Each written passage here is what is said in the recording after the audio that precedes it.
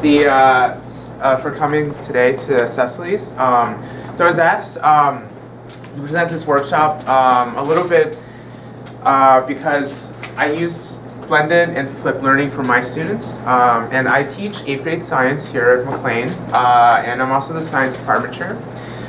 Before I came to McLean, I was a instructional technology or the director of technology integration at my previous school. So I worked a lot with teachers, especially on how they can use technology in their classroom to better augment and enhance their teaching. And a lot of what we'll be showing here is through experience, various workshops, but primarily pulling from what I do in my classroom. I think what's unique here for a flipped or blended learning is that we have to fit it for students with learning differences, especially students that have executive functioning issues that need help. However, I think blended learning and flipped learning allows for a teacher to really help students the most during the school time and hours. So a couple quick things to go through. And now it's not going. Okay, there we go. I'm pressing the wrong arrow, that's right. So I'm just going to introduce what blended and the flipped classroom looks like. And then I'm going to look at a transformative lesson, is what the kids call it. My last name is Andrew Tran, so everything that has the word Tran in it is used in my classroom quite a bit. I'm going to show you some tools that I blend and flip. But the focus of today is just what flipped learning and a flipped classroom looks like. This is sort of a trend that is going forward at a very fast pace. It's in the education world. So, what does that look like, and how you can better support your child at home, especially those who struggle with executive functioning. And we're going to look at a redefinition activity, how I go about breaking down a normal lesson, and making it into a blended or flipped learning experience for my students. And then I'm going to share what I've learned. And I go to a workshop every year with various teachers, administrators, technology integrators in the independent school, public schools in the Maryland, DC area. And we sit down and we talk about what we learn each year. Technology is an ever-changing environment, so every single year there are new tools. There are new issues that come up, and some great new ideas that we can actually implement from different teachers. So, and I'll show a couple examples of that.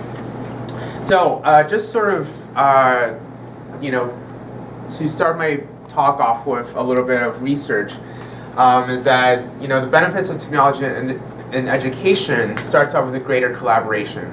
So one of the facets of blended or flipped learning is the ability for the teacher to really give feedback for students on a daily basis. And so the collaboration is not just between students versus students, but also with the teacher. Project-based creations, what flipped learning and blended learning encourages us to use more project-based and PBL learning opportunities. And then the quality of work. This is a really important one when we're talking about technology and education. The quality of work that the students produce, in my opinion, is much greater than without the use of technology. This could include the quality of their research, the quality of their presentation, the quality of being able to express their ideas more in depth, such as writing a paper versus creating a video. For example, a lot of students who really struggle with learning differences tend to share language challenges. And so having an opportunity for them to do something that is very auditory, very kinesthetic, really helps their quality of work increase. And then again, that detailed research. The World Wide Web allows for students to really learn and gather a lot of different resources. And then the time spent on tasks too. A lot of it is saved, so that goes back to the quality of work. the less time you have to spend on certain aspects of your learning, you can bump up and spend that time for your quality of work. Some examples of technology and education that we've used are textbooks, simulations, Google, of course, Google Classroom. There's a study by Leary that I really studied in grad school where we looked at Google Classroom and how it's transformed the way that students collaborate and learned in a classroom. And then video instruction, another one that I focused on as well. And those two really are the primary aspects of many teachers' flipped classroom is the Google Classroom environment and their video instruction. This one was specifically for science, where they did a case study in this school where all the teachers didn't actually give formal instruction to labs. They actually did it all through video. And what they found compared to another set of classrooms in the same school was that the kids that got video instruction got more out of the lab activities and followed directions better. And so that was an interesting early study where it looked at one aspect of the science classroom specifically for flipped or blended learning. Now let's explain what blended learning is. The term blended learning and flipped classroom are very interchangeable. However, the term that a lot of technology integration specialists want teachers to call it is blended learning. It truly is not just flipping the classroom, because that's just one aspect of it. You're really blending the learning outside of school and inside of school. So you can see this diagram from the University of Texas in Austin. The before would be that the students participate in class activity, and then the during would be the students, well, this is the flipped classroom, sorry. So students participate in class activities outside of class. So this is where they would normally get the lectures, the notes, and this is what they would do at home. And during class is when they're going to be able to practice.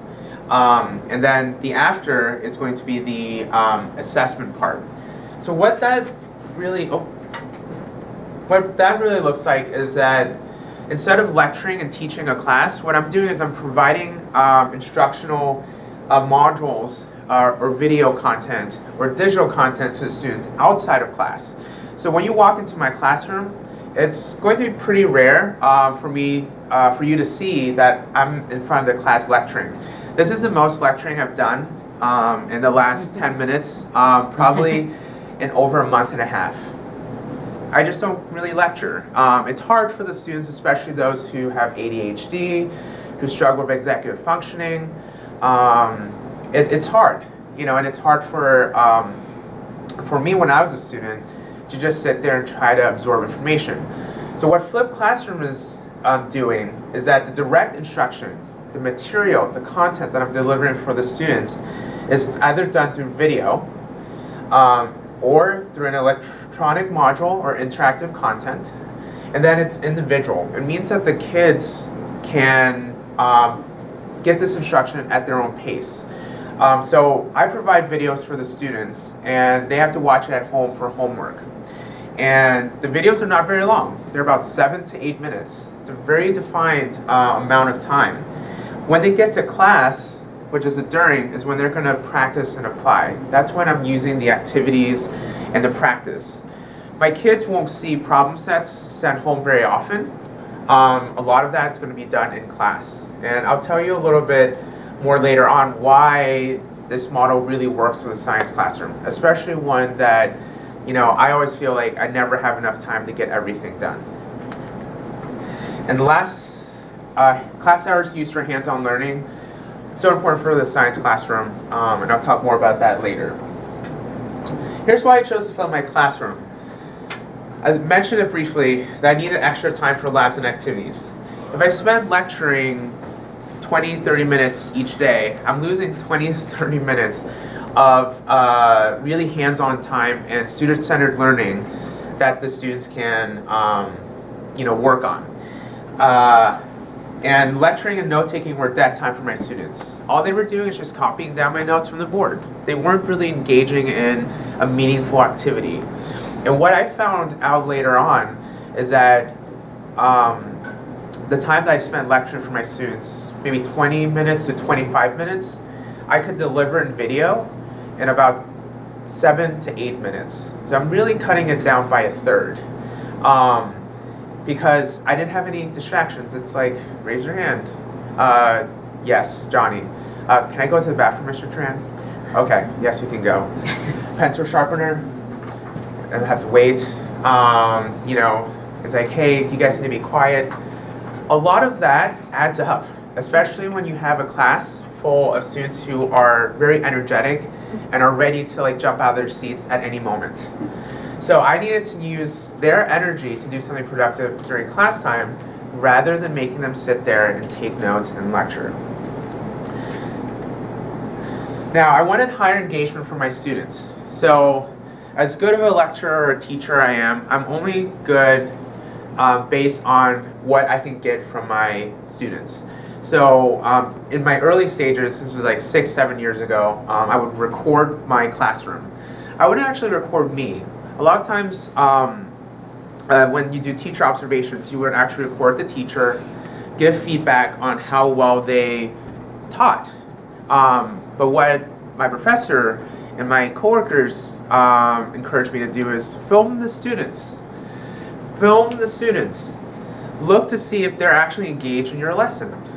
And what I found when I was like just teaching, you know, with PowerPoint, even if I did Smart Notebook and had this awesome like lesson planned out, every time step was listed out, I only got about 50% of my kids really being engaged, and I lost the other 50%.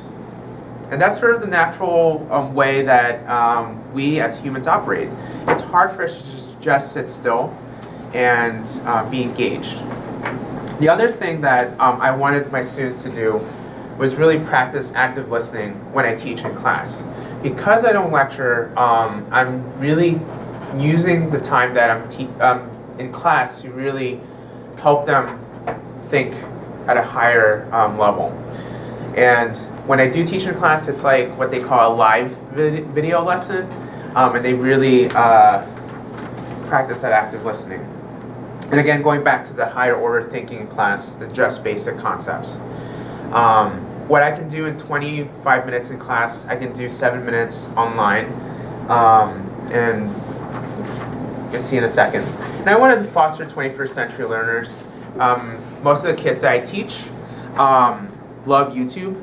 They love YouTubers, and I am probably in their top 10 YouTubers, because that's how I deliver my content. So, you know, they will subscribe to my channel. And it sounds a little trivial almost that, you know, that they're watching YouTube videos, but a lot of the content that I deliver really helps them in class the next day. And they buy into the system pretty quickly when the school year starts. There are 4 pillars when you flip a classroom: the flexibility of time, student-centered, focus on content, and providing continuous feedback. This was cited in another study, 2014, and it's so important.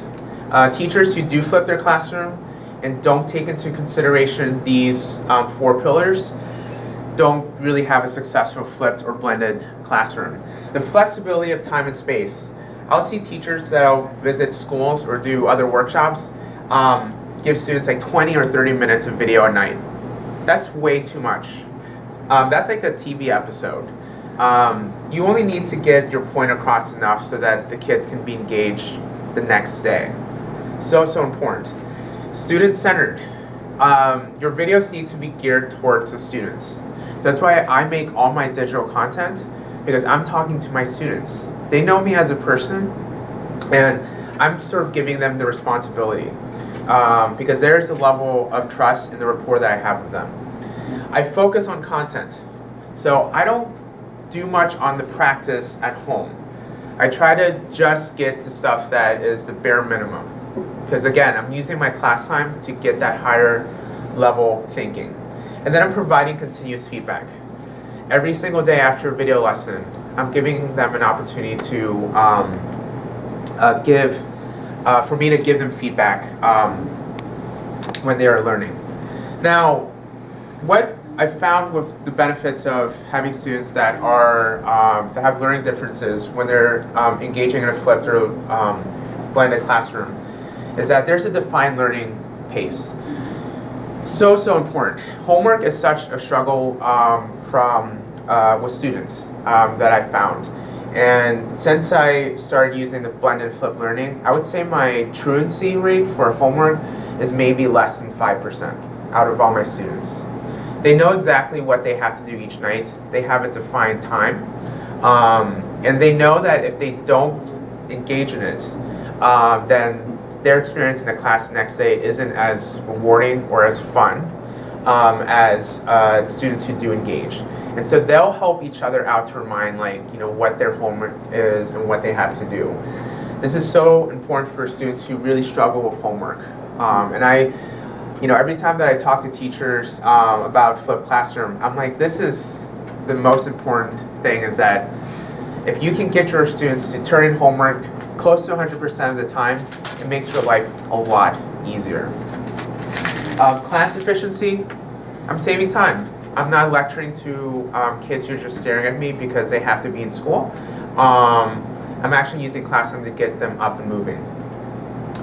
I'm giving them immediate feedback. So when they do the video lessons, I can give immediate feedback to them when they walk into class, which is really nice. I can diagnose issues as well as they're working through the activities in class the next day. It's very hard for kids to hide. If I'm lecturing and discussing, some kids are just going to sit in the back and really just hang back and listen and not really show that they're really struggling or that they really need help. So when the kids are engaging in activities and practice in class instead of at home, I'm able to diagnose and help those kids that really need that extra assistance. And this is just based off pedagogical standards, Bloom's taxonomy. This is no different than any other way that you would structure a lesson. But again, you're just flipping it. Alrighty, I think this is a little bit for executive functioning. Again, this is a defined learning environment outside and inside the classroom. The kids know exactly a defined time and a definitive endpoint. The definitive endpoint helps students so much, especially those who struggle with executive functioning. Knowing what assignments to complete, how to organize their notebook, all that. Same thing with the videos. They know the endpoint, and a lot of times, if they skip through, they'll miss fun tidbits. I tend to use hashtags a lot. So if they're learning a new vocabulary word, the cool thing to do now is just hashtag it, and they'll remember it. So we are in a unit talk about atoms and elements. So it's hashtag atoms every time that we talk about atoms or elements. So the kids have fun with it, and one student mentioned to me that even though that he gets distracted very often at home when he does his homework, he knows that I'm always on the YouTube channel, so he'll get that done really quickly and then watch another YouTube video right after, and he doesn't feel as bad because he knows he's accomplished something. And they always come up to me and they're like, "Oh, Mr. Tran, why don't you monetize your videos? They're so good. You can make money." And I'm like, "How much money would I make on these videos?" And they do their calculations and they're like, "You make $1.10." And I'm like, "That's great. $1.10 for my next video." So, anyways, the classroom time can be chunked for practice.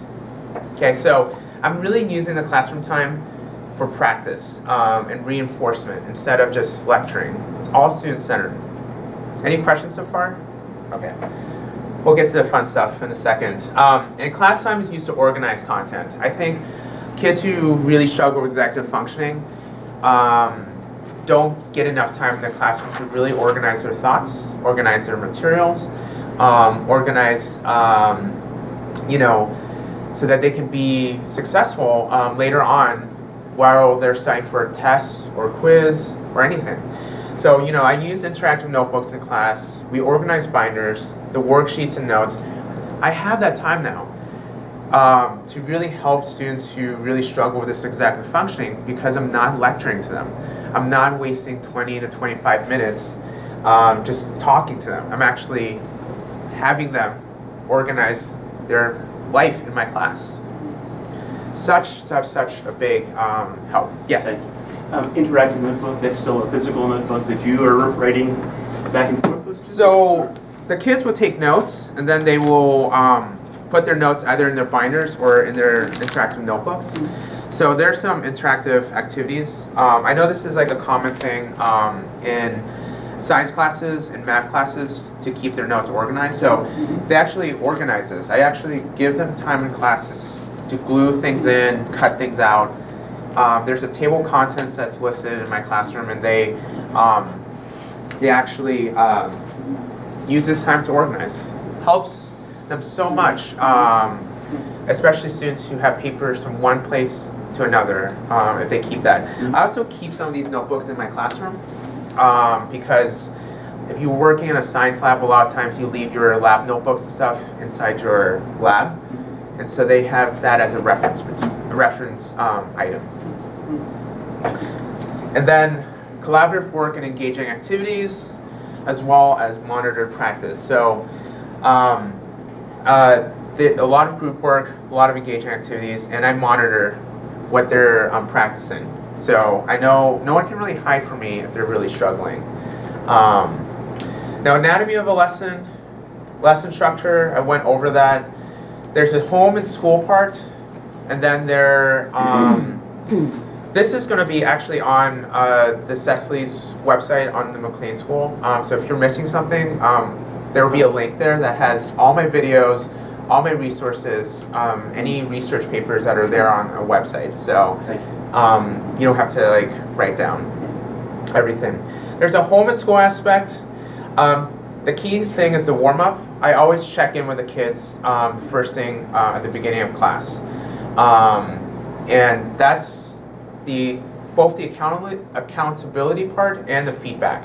So I know who's struggling right off the bat, and I can tailor my activities or how I group them into group work. And then a review activity at the very end, if I have time. This is what students do at home. They watch the video content, they fill out a note sheet or handout, and they must answer formative questions or for accountability. So that can either be on the handout or on a website or on the portal, which is what we use. Short questions just to know that they've understood the content. And what that gives me is the next day in class, I'm like, I know who's struggling, I know what I need to review with the students, I know what they don't get. And that's a way that I try to do a lot with the formative assessment piece in my class. Now this is a little video. Hopefully I think I have to click on it.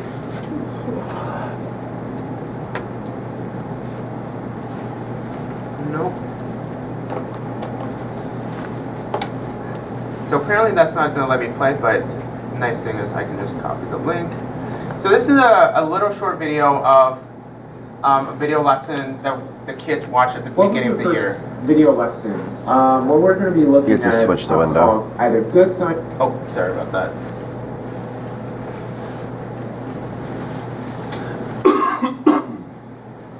So this is a little boring video, but this is just for me. This is the very first video the kids watch at the beginning of the year. Or bad science. We're going to be looking at very. I'm going to skip. So this is basic screencasting. I'm writing. It's like what I would do in class anyways. The scientific method has a goal. And that goal happens to be to solve. So I can let you watch this. This video is 7 minutes. And I would say it's not my most entertaining. However, as the kids get comfortable, and I know that they've bought into the system, then they can start, things start to sort of move along a little bit more. So I actually used real video content at that point.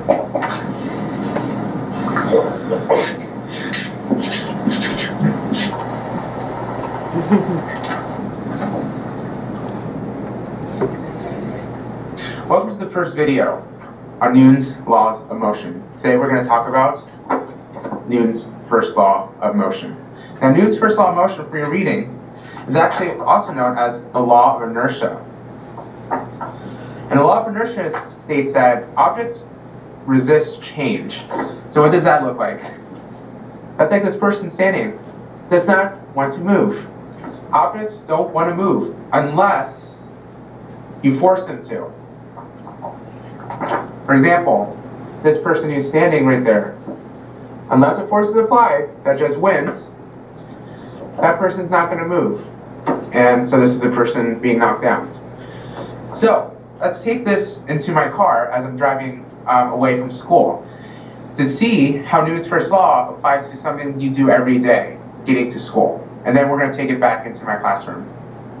For Newton's first law. Someone was filming that, by the way. I was not filming. This is familiar road too. Oh, this is really outside the school. Yes, so I actually videoed this, had a teacher go with me and we videoed. And you know, it does take a little bit of planning to get stuff. Because of its engine. The engine is applying force to the wheels, which causes my car to move. Now, where my car is just parked. I know Newton's first law talks about an object that's at rest will stay at rest. An object in motion will continue to stay in motion unless acted on by an outside or an unbalanced force. So in this case, we know that a car can move with a force. Now imagine if you had two cars that were, well, hitting each other. One's in motion and another one's in motion as well. So, this is a parked car in a parking lot. And this is driver A. Hold up. Cars need drivers. Have some clone troopers here. So, vehicles have to have drivers. We don't have self-driving cars quite yet. So, what we have here is the fact that this parked car is not moving. But this car is moving at it. So it has a force. This car has only a force with gravity and its mass. So let's see what happens when a car that's moving hits a parked car. Well, that's a little anticlimactic. Let's try that with a little bit more force. So unfortunately, so that's some of the video content. I think I have another one, which is more skills-based as well. I have a YouTube channel, Tran Science, so if anybody's curious, you can look my videos up and subscribe. So as the YouTubers say, hit subscribe, hit the like button, and hit subscribe. Alright, this is the first video lesson of Unit 2. I like to mix up the video lessons because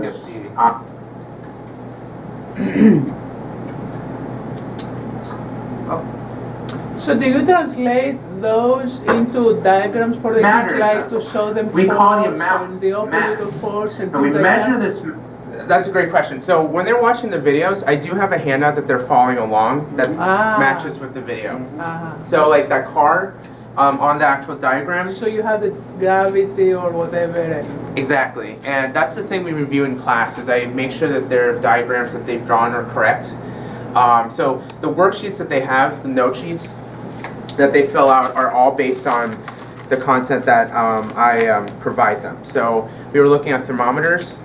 So had 3 different types of thermometers, and then they would fill it in as we would go. So everything is guided. So even though they're watching the videos, they're still filling out the note sheet and whatnot.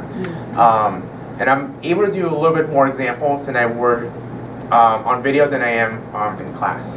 Yes? Okay. So all of this is, I'm just a parent, Yeah. a middle schooler. All of this takes the place of when I was in school, it was textbooks, right? And And so there's no textbooks in any of this, is there? There is. So a lot of times after they watch the video, I might actually have them go back in the textbook and find the pages where they're explaining this. Okay. So you do still sometimes assign some reading in a textbook? Oh, absolutely. So sometimes the videos would be 2-3 minutes. I'll set the premise. I'm like, go to page so-and-so and read or look at the example and draw it.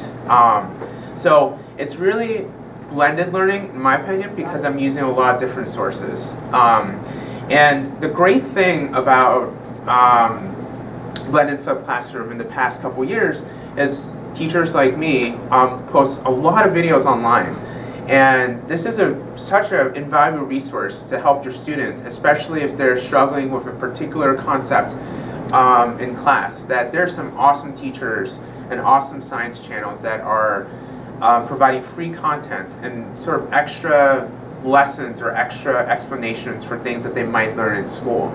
And I think that's the joy of this, is that even if the kids forget a particular concept, I always refer them back to one of my videos. I'm like, hey, go watch this at this time.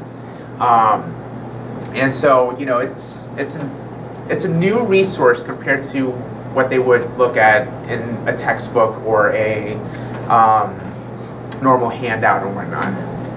So it seems perfect for kids who learn differently, and I'm wondering how widespread this is across McLean. How many other teachers are using the blended classroom? So a couple in the middle school have started. I think it's started. A lot of teachers have that idea planned in their head through the couple of workshops. I think the hardest part is that it takes time to get used to it. So it's best to do it during like the summer. I think how widespread it is at McLean. We started some workshops this fall, so hopefully I've been working with a couple of teachers, getting feedback and ideas on how they can implement it for the next school year. But I think it is such an invaluable tool, especially, like I said, for students with learning differences or executive functioning, because it is a defined learning pace. And for kids who have high energy, what I found is that they can be very highly engaged, but they can also lose their engagement very quickly if the activity or whatever you're doing is not the same level of energy. So anyways, this video goes on. A couple more video clips. I have a GoPro. So this is sort of a point of view, which I use quite a bit in my videos. It starts to tells me how much matter that particular object takes up. So anyways, and then the last video I have, sorry my back is turned to you all, is sort of not content-based, but skill-based. So my kids have to do a science fair project, and they have to know how to use Google Sheets, and they have to know how to use Alrighty, a spreadsheet. today we're going to be looking So I'll at teach them how to do that through this how video. to graph using Google Sheets. We've done some graphing in class by hand, but now let's to open a beautiful spreadsheet for you. Now this is the start to a data table. The first. So this goes, a graph gets built. They do this on their own. They're able to learn at their own pace. This is a very difficult lesson to teach to a class because it is not content-based. It is skill-based, and it's something that it's very difficult for a teacher to monitor because each student has their own device trying to learn how to do a spreadsheet and create a graph. This is the perfect medium to do that because they're able to have this open as well as another tab open to do this actual spreadsheet. And so Flipped Classroom doesn't just deliver content or facts or information, it can deliver skills. Time and time again, when my kids have a question or when they're researching something, a lot of times their first inclination is to actually go on YouTube and gather information that way. So this is fostering the way that 21st century learners are getting information. Yeah. I have a question. Does the related videos that come up after your videos help them as well? Yes. Yeah. That's a great thing about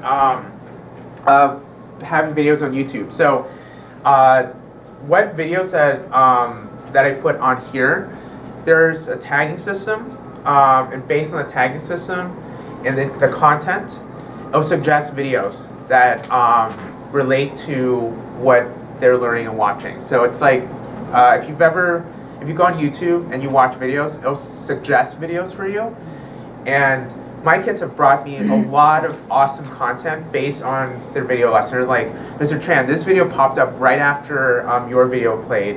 And it's usually like a TED Talk or a Discovery Education video. So they really enjoy that. But yeah, that's a great point. Yep. Do you find that this is also useful for other curriculum other than math and science? Do you think you could do it for history and other subjects as well? Yeah, so last year I got to work with the 8th grade literature teacher, and she started creating some digital content and videos. It works with students like 5th graders. I've worked with a teacher here at school to get a literature lesson for struggling readers. So the video actually went through how to note take and highlight this particular piece of text that they were working on. And it was very individualized. The kids could slow down the videos if needed so that they could follow along. They can speed up the video if it's too slow. But they're really taking a lot of ownership when they're doing this. So it can be done in a lot of different classes. Typically what you see though is math and science heavy for flipped and blended learning, but you'll see them in a lot in history classrooms now, where a lot of the lecturing of the history information is done at home, and then in class they can actually have like Socratic seminars, discussions. So, teachers not just teaching, and if you don't want to create your content, you can borrow someone else's content and still flip your classroom. I just like my content to make my own content because I want that connection with the kids. I feel like that's so important for them to recognize that I'm there to help them, and that my videos are targeted for them. And I'll call them out on videos too sometimes. What grade did you say you're teaching this? 8th grade. 8th grade. Yeah, but I've worked with teachers all the way from kindergarten all the way to 12th grade, flipping their classrooms. So at my last school, I got to work with teachers in Montessori. So this last school I had worked at had a Montessori program where there were 3, 4, and 5-year-olds. And I was able to create a small little flipped lesson for that. And if for Montessori, it's all about that hands-on learning in the room. So their flip lesson looked a little different because there's no homework, right? In Montessori, you wouldn't expect a 3 or 4 or 5-year-old to go home and have homework. So the teacher actually set up a station with a little video, and the kids would come up. A 3-year-old could actually start a YouTube video on their iPad, which is a little scary, but a little cool at the same time. They would watch a little video that the teacher made, and then they would sort of go around and do some of the activities related to that particular aspect of their lesson. So it's really very broad. And then this goes on preparing the kids for online classes in college as well, because a lot of the online classes that you see universities offer are video based as well. Could I ask you, you said this is done mostly for non-traditional learners. Is there any disadvantage? Would you lose your traditional learners by doing something like that? No, this is actually starting based on more advanced learners. A lot of the early flipped and blended learning classrooms were geared more towards the honors and higher accelerated kids. Okay. Because the initial thought was that the students that would buy into the system the most would be the ones that would take their own initiative to watch the videos. They would set the pace for themselves to get the content themselves instead of sitting in class.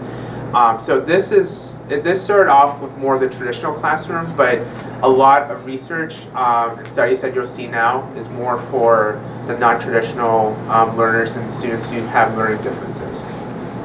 And it's been around, I would say, 7 or 8 years. So not something that is too terribly, been a while for a long time. It's pretty new in the education world. So, yeah. Does that answer your question? Yeah. Oh, sorry. So going back to some more fun stuff. So I showed you the content, and I'm going to show you sort of what at school looks like. So the warm-up, I always do 10 to 15 minutes of questioning, questions from the video content or notes from the night before. I do it electronically because I want to get immediate feedback. I want to start my class knowing what the kids know, what they don't know, and what I can do to help them better for the time I have with them. If I was just lecturing, it wouldn't be until really I would have to make a prediction as what they understand and they don't understand if I was just standing and talking. Because I can't read body language of all my students in class. I can maybe read a couple that might stand out, but it's hard to read everybody. So kids tend to fall through the cracks that way. But because they're already starting class off with this assessment piece, I know exactly what I need to focus on, who I need to focus on, and how I can structure my future lessons to sort of bridge the gaps of understanding. We always have a lab or activity, and sometimes I do the pre-lab questions based on the lesson the night before. So I'll typically sometimes introduce the labs in their homework the night before so that when they get into class, they already have an idea of what we're doing in class the next day, which helps students who, especially those who are really impulsive and they look forward to class rather than coming in and not really knowing what they're doing. And then we go up the warm-up. I spend 5 to 10 minutes going over the warm-up just so that the kids are engaged and they're on the same playing field. And I use the information I get from these questions to sort of guide that review session.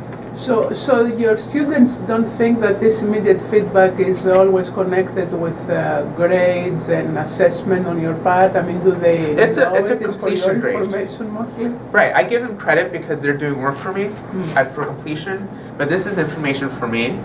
And they sort of get used to it. They go into class and they know exactly what they have to do. So my class still has a routine, even though I'm really breaking a lot of it down. There's a set routine, and they go in knowing what they need to do. And how are they doing it electronically? Do you have one of those vote things? No, they just go on their Chromebook or iPads, and it could be a Google form question. Okay. Typically, I do it through the portal, which is like, there's a function where you can do that. Okay. Yeah. And then the main event, 20 to 25 minutes. Sometimes the main event is the whole entire class. And that's the nice thing about having the flipped classroom is I'm not devoting an extra class period or to lecture and then activity. It's lecture at home, activity right when they walk into class. That could be a lab because I teach science. It could be an activity. And it could just be independent practice time. Like I don't, sometimes there's, a pressure sometimes as a teacher to make every activity engaging, but sometimes it might just be that the kids need practice on like a worksheet or some practice problems. And they can do that in class. So I always like to tell them that they get to struggle in class rather than struggle at home. Because I could have easily assigned that worksheet as practice for them to take home. But when they're doing it in class, I get to walk around and help them if they need it. So it's like almost like a little study hall, but very specific for my class. So, not every day is a fun, engaging activity. Some days are just practice. And they know that this practice will help them for the more engaging activities that occur later on in the week.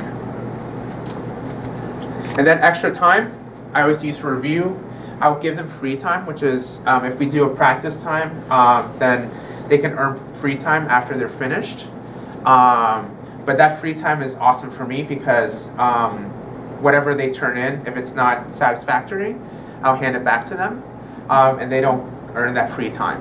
So if I assign this for homework, a lot of parents will say, oh, but Johnny really struggled with this homework, or he rushes through homework just so that he can finish. In class, I'm able to really be like, okay, slow down. You got this, but I need some more information out of you, or you didn't show your work. This is not done. It's harder to do if I assign that at home and then waited for them to turn it in the next day. When they turn it in the next day, I see it and I'm like, it's not complete to the way that I want it. That's causing extra work for the students. So what I'm giving here for them is a time to really show their knowledge. And it's okay if they don't understand it. That's the whole point of this practice time, is for them to really reinforce it. I really hate to use that practice time at home for homework because science is already hard. It makes it, for the students, even less enjoyable because they're struggling at home by themselves, rather than having someone help them immediately right there, whether it be a partner, or whether it be me, or whether it be any other resource that they have in class. Or mindfulness games. We do a lot of games in my classroom. Mindfulness game could be something like silent speedball, where they're calm, they're relaxed, and they're just having fun at the end of class. I won't go through the interactive notebook too much, but there's, as they're putting their notes in and practicing, it gets kept for them. I do a lot of open notebook assessments. It's very common. Part of the flipped classroom is for them to be able to use their resources, because most of the jobs that require them later on in life require them to do either research, to gather data, to use their resources. No one's going to go in and tell an accountant who already passed their CPAs, what this particular section is. They have calculators, they have their resources, they have their Excel formulas. I'm really teaching them to use their notes. A lot of kids, when they take notes in class, will just put it to the wayside and not use it to study. Using open note assessments forces them to look through their notes and make these connections on how to study. And I only do about 50% of the time. And I don't tell them too far in advance whether something is open note or not open note. So I tell them maybe 2 or 3 days in advance, so that they have an idea that they still need to be engaged in class. So that's part of the flipped classroom, is what we're seeing is that more teachers are giving open notebook exams. Typically I give them open notebook quizzes, and then for tests I usually do closed book for more of the summative assessment. The notebooks they create while they are watching your lectures in the Yes. videos. Yeah. So they are taking down their own They're taking notes. notes. Yep. And so the medium they use is, they write with their hands, or they type? Some kids like to type, some kids like to write. Does not matter. Most kids, what I found in my 8th grade, like to write because it's more convenient. But I always post an electronic copy that they can use. And the notes that they take from the videos and any activities in class they can use. And it's all in here or in their binder. No open textbooks though. So they cannot. I do not do that. I want their own work to be used on assessments. So if they're missing a lesson or missing an activity for the first open note quiz, they typically know that they need to have it for the next time. So everything sort of comes together in this assessment. It also alleviates a lot of anxiety for the kids, because a lot of times what I've noticed is that even with an open notebook assessment, they will only look at their notebooks maybe 2 or 3 times. And they won't, most anxious kids won't be too anxious because they have sort of like a crutch, even though if they use it or not. So I video recorded kids taking tests before because I wanted to see how much they use their notes and whatnot. But a lot of times they've studied and they've already been with me throughout the whole unit. And the notebook is just there as sort of a comfort, and they really don't use it that much on the actual test. So I know a lot of teachers are very hesitant about this, but for me, I've done enough video recording and observations that I do trust that it's more of a comfort thing for kids who have high anxiety. They really do learn the content and master it. Yeah, and they do say there is research that proves that kids that take notes actually learn the material while they're taking notes. Exactly. Yep. So this is a recent activity that I created. I think I spent close to 8 hours structuring this activity that the kids did in 2 days, but they had such a blast with it. They're learning about atoms and elements, and one of the sort of hip things to do now for millennials, I should say, or for anybody, is these escape rooms. So I actually created an escape room for the kids based off of some materials that other teachers have done. And they actually have to solve, not only practice how to calculate various things using the periodic table of the elements or isotopic notation, but they also have to solve puzzles along the way, and it's timed. So this is a timed test, if anything, but they don't realize that. They have very limited anxiety with it, but it is timed. They only had 40 minutes to finish this activity, but I phrased it in a way where they're not under pressure because they're having fun. Not all my groups passed the time, but failure is okay. It's celebrated. So, they're taking pictures of these signs. So I'm desensitizing them about making mistakes and not achieving, the ultimate goal. This team only missed the mark by 45 seconds. Oh. So they're already thinking of the next time we do this, how they want to beat the time. It is not a hard, or it's not an easy activity because, they're having to solve puzzles, but they're also having to know the content that we're learning. So it's like a twofold. So it's even more difficult, I would say, than the ones that you pay for, that have the flashing lights, TV screens. But it's really remarkable what these kids can do when you really give them the right environment to fail, because it's so important. And so part of what my classroom is, especially for students who learn differently, have ADHD, who have anxiety, is that you desensitize what failure looks like. And, this is one of those things. I know I had 2 more pictures, I guess it didn't go in, but so this is how I flip a classroom. These are some of the tools that I use. I use Google Slides, PowerPoint, quick time capture, explain everything, full-blown video production. So I have my little briefcase of video equipment. Sometimes my former students will come back and star in the videos because they want to star in the videos. Those are these are some of the tools I use, but there's so many out there. If you type in flipped classroom tools on Google, there are, thousands of hits of teachers and the different tools that they use. So this is Explain Everything. This is just a basic screencasting. This is what I would do normally on a whiteboard, but I'm doing it on my iPad. And I get to record everything I do. One thing that I stress for teachers and for parents is, the videos that you see online that are just totally polished don't have character. So if I make a mistake, like in real life, I will just erase as I'm going along, and I correct it and move on.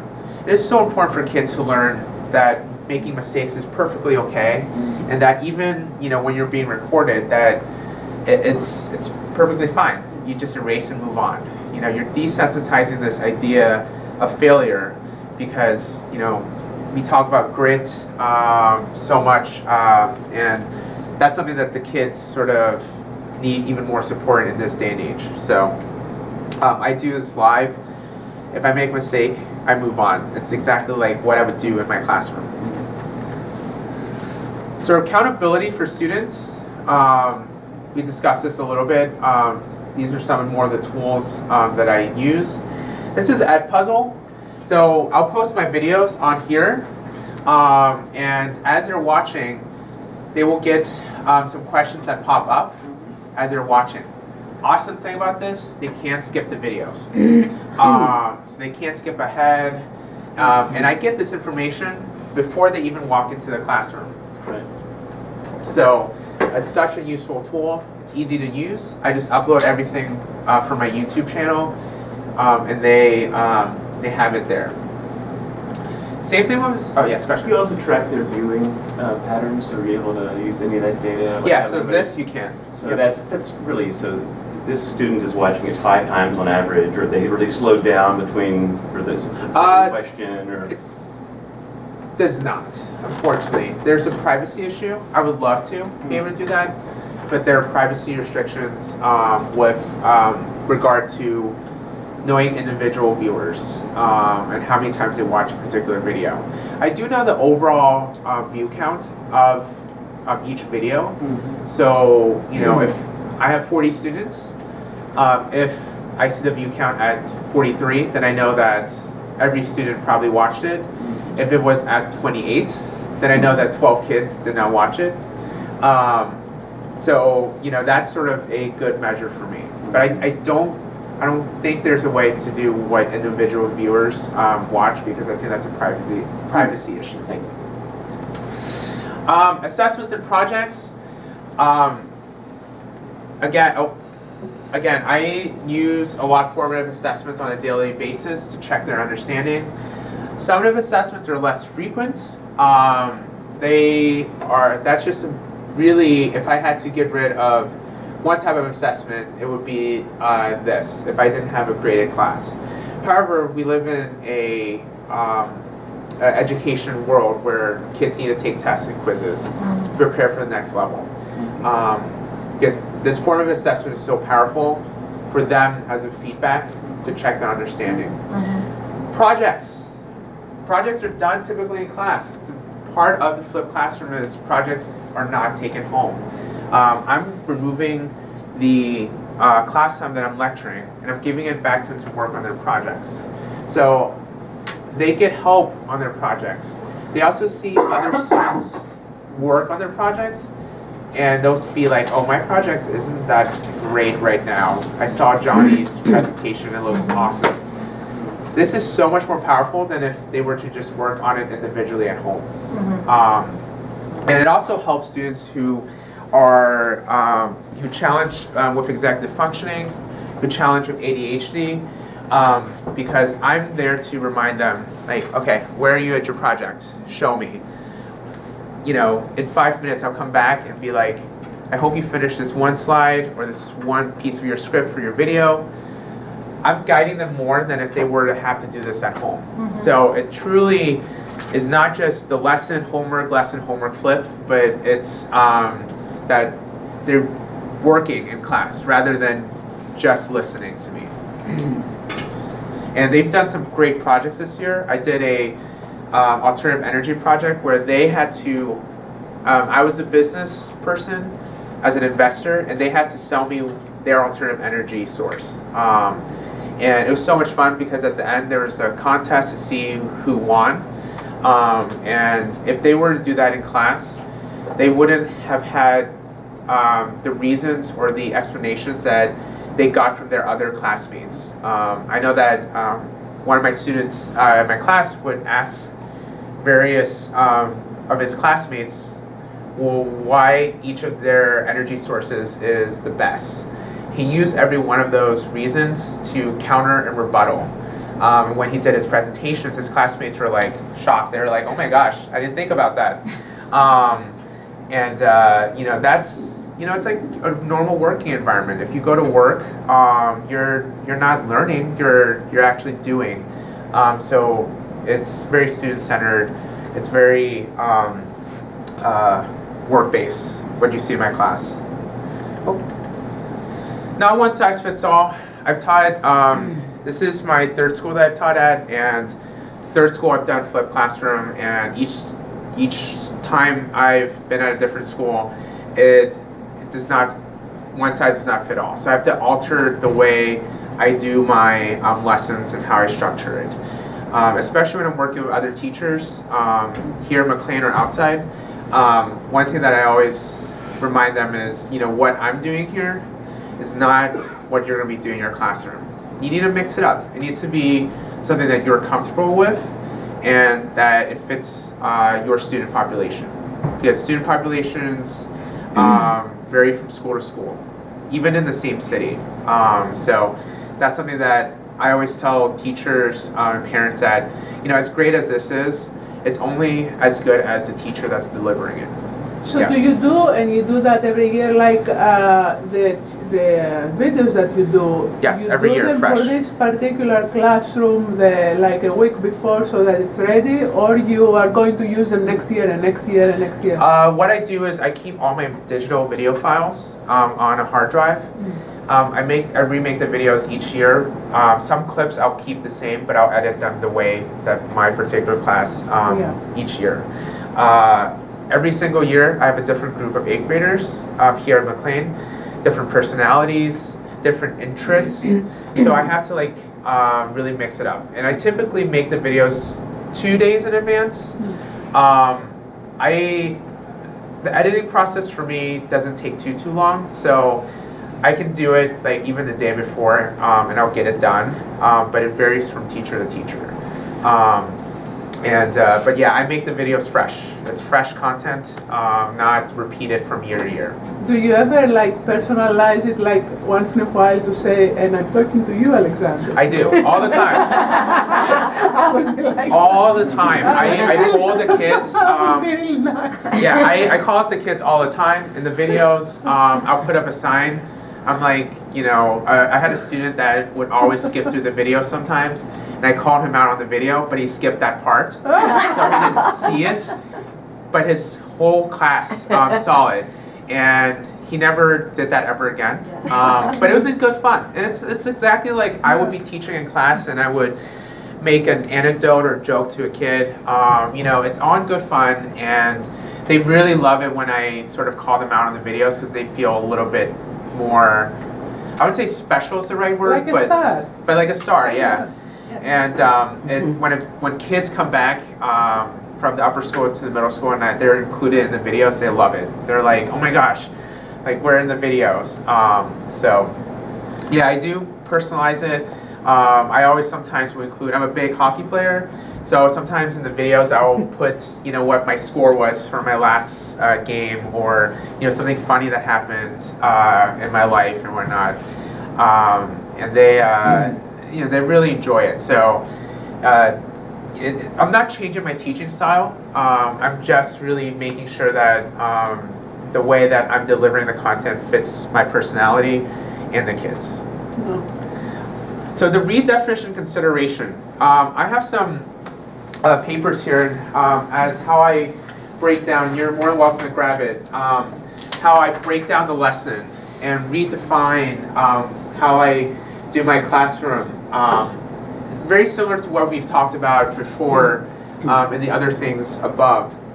But that's a word that a lot of teachers are using when they're doing blended or flipped classroom, is this idea of redefinition. You're redefining how you're delivering the content. You're redefining the way you're assessing the kids. You're redefining the way that the kids get the practice and reinforcement. And you have to consider all aspects of it. What can I do through video content? What can I do in class? Some of my lessons, like I said, I do lecture in class on a rare occasion, is needed because some things just don't translate on video. And that's something that some really what I call devoted flippers really don't sometimes often forget is that sometimes things just don't translate on video.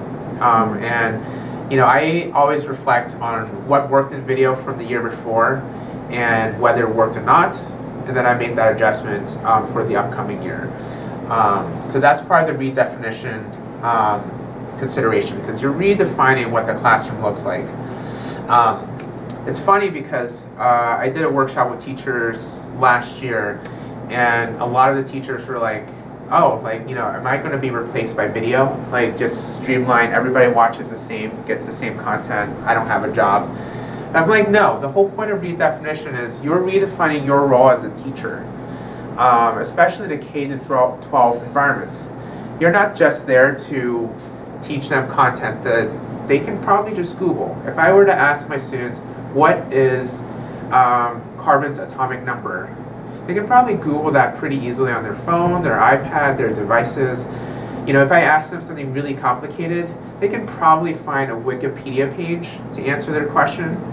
So you have to, yourself as a teacher, redefine what your role is and how to support students because they can find information so quickly. It's the idea that they have a pocket encyclopedia everywhere they go in their phone, right? More knowledge, more information. So you have to redefine how you're delivering that content. Because they can just find the answer to most of the things you're teaching. But as long as you're giving them what questions to ask, that's the key. Things I've learned. So I think I have 5 more minutes. This is perfect. I've never actually got on time with my presentation. So things I've learned. You have to get student feedback, constant feedback.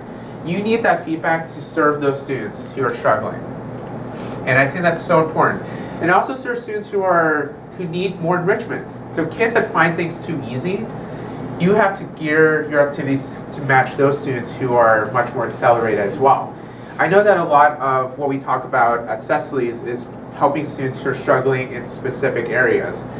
But a lot of students that really will just get by are students that are not challenged. They get all their work done, they do it correctly, they get by because they're not challenged. So that constant feedback that I get from them, the student feedback, whether things are too easy, too hard, that's so important. Because you need to be able to differentiate your classroom, not just helping the kids who struggle, but what I call the kids in the middle. There's a great book for business organizations called Motivating the Middle. And the reason why I started flipping my classroom is because I read this book that typically people in the business world who do what they do, earn a paycheck, those people are the ones that really need the big push to really take that next step, to be those leaders in those organizations. And the student feedback helps, or the flipped classroom helps me identify who those students are and really push them to challenge themselves. Make content directed at your students. So going back, it needs to be directed at them. Because they lose interest if it's just a monotone voice and every lesson is the same. So I need to make it interesting. I know this year we've had some interesting snow days, so that has been a big topic in the videos, especially the ones that are like, I know if there's a snowstorm coming, I'll be like, hashtag hope for snow, or hashtag we'll probably have a snow day because it's Montgomery County. Or hashtag, we're going to be in school until summer. So a lot of funny things include for them in the videos. It gets easier to produce content. It used to be for a 7-minute video it would take me about 4 hours. It sounds like a crazy amount of time, but you have to script it, you have to make the handouts, you have to video record, you have to edit, you have to re-edit your videos. But now I can do it in about... Good afternoon, Cecily's workshop. Session 2 is now over and lunch is ready in the gym. 3 quick things. Getting students bought into the system is only half the battle. I spend my first month every school year making sure the kids understand my expectations. So important.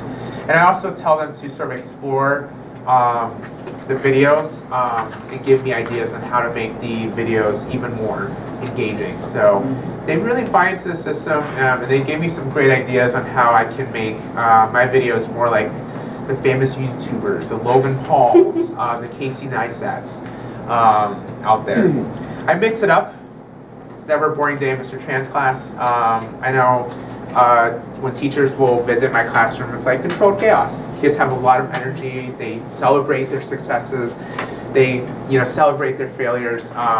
But they're so engaged, and that's the thing that I always have to apologize to my neighbors. My kids tend to be very loud in my classroom, but it's controlled chaos and controlled volume. And then the last bit is communicating to parents what flipping is. So my back to school night is a lot of what you heard today, but a condensed version of what to expect in my class and how the kids are learning. Because some parents will will email me the second week. If they don't come to back to school night, they're like, oh my gosh, why is Johnny always on YouTube doing your homework? And I'm like, it's okay. It's like perfectly fine content. You have to communicate to them, what flipping is so that they understand what your purpose is. This is a quick activity, but anyways, I think that's it. Oh, these are the studies that I cited because I'm a science teacher. I always have to cite everything I say. So these are some of the studies that I've been using in grad school, as well as some of my work here at school to further learn about flipping in blended classroom. Do you manage to finish all your material usually in the year allowed? Typically, allotted? yes. Yeah. Any questions?